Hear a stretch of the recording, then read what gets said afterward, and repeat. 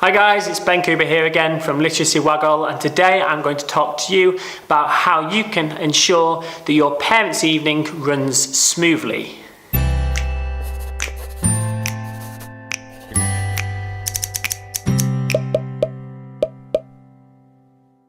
So parents' evening can be both really stressful, but equally they can be really rewarding as long as you are prepared. So today I'm just going to talk to you about how your parents' evening can run smoothly by ensuring that you are both prepared and how you can organise yourself during those meetings so that both your parents, you and your students come out really happy.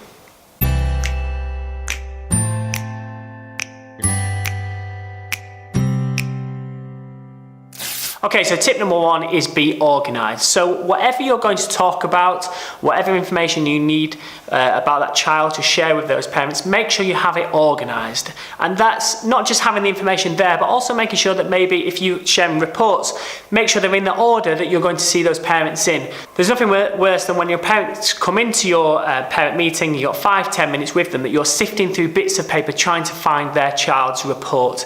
It just shows a slight lack of organisation, and to the parent, that then reflects exactly how you treat your children in the class. So if you appear disorganised then the parents will think that you are disorganised in class. And of course that might not be true, but that's what the parent sees. And so to allow your parent conversations to go more smoothly, make sure that you've got all the papers that you need, all the reports, all the data, all the information from that child in the order ready, so that when that parent comes in, you've got that information instantly to hand over and show. Okay, tip number two is stick to your time.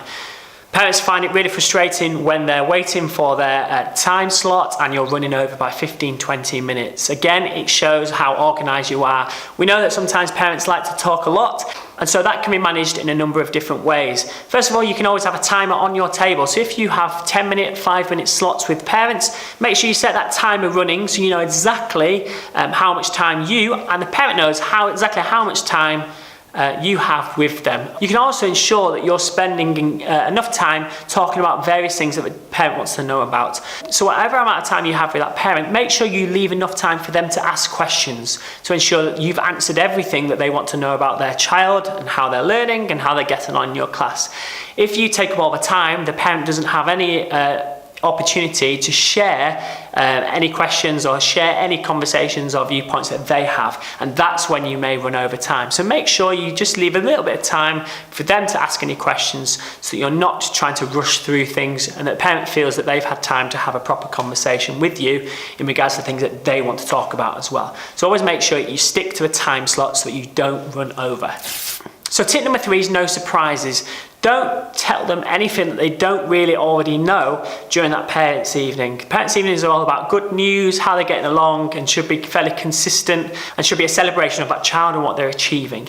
If there's any kind of more difficult conversations to be had, keep that outside of parents' evening. So maybe 2 weeks before, 1 week before, invite that parent in and let them know what the topic is that you're going to be talking about. So if you need to talk about a particular behavioural problem, or the child isn't handing in homework, or you need to discuss potentially looking into whether they've got a special educational need, send them a message or speak to them and say, I would like to talk to you around this topic. That way when the parent comes in, they're prepared to have a conversation about something that might be a bit challenging. If you wait to the parents' evening with no warning, suddenly spring upon them, the parents can become much more defensive and you're going to find it much more difficult to have that conversation with them. So keep parents' evening focused on celebration and a focus on their learning with no surprises. If there's anything you need to have, then make sure you have a separate conversation about that before the parents' evening so that parents can prepare themselves. So that's my tip number three. Okay, tip number four is always plan a structure for your conversation. So before you have your parents' evening, sit down and think about how you're going to structure each conversation. So the structure I like to stick to is first of all talk about their skills and their learning within the classroom, what they achieved, what they've done really well in maths, English, science and all the different subjects. Perhaps show them the books and this type of thing. Secondly, I then talk about their next steps. Always make sure there's less next steps than there are positives. So talk about 3 or 4 next steps that they have across all the subjects.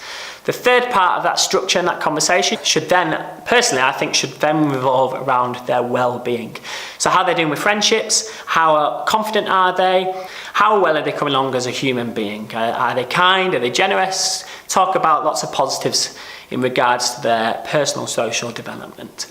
And finally, the final part of that conversation should have you got any questions yourself. Again, that gives the parent time to ask anything that you may not have talked about. So they may want to talk about homework and how they can help them at home, or anything they're worrying about, because parents notice things in their children and wait to parents even to talk to you about those things. And if you don't give them an opportunity, they're going to come away with unanswered questions. So I feel that that 4-part structure allows a parent to, one, really believe that their child is doing really well. It allows them to understand next steps, and it also gives them an opportunity to discuss anything that's on their mind as well. That's obviously one structure. You may have a different type of structure for your parents' evening. But if you plan a structure, you know exactly how to time your conversation. So if you have a 10-minute slot, you can split it into 4 sections so that you know you're not going to run over time. It also knows that you're ticking off and giving a consistent message to every single parent.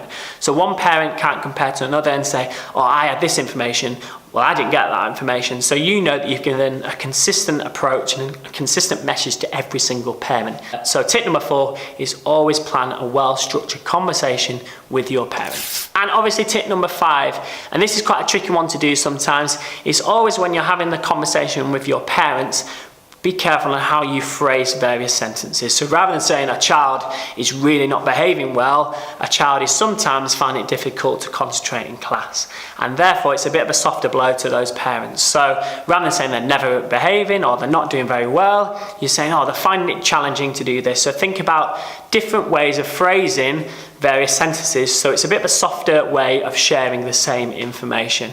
So rather than say they don't or they never, try and say they sometimes, or find it more difficult, or find it challenging. They're always great for ways of phrasing the same message but making it slightly easier for the parent to take in.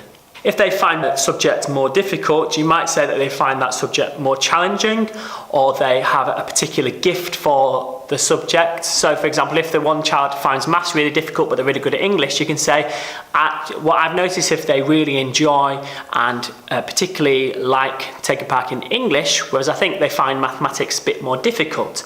You're not saying that they're not doing very well in mathematics, but you're identifying that as a target and a next step. So it's just about those words and phrases. Okay, so that completes our 5 tips on how you can have a smooth running parents' evening.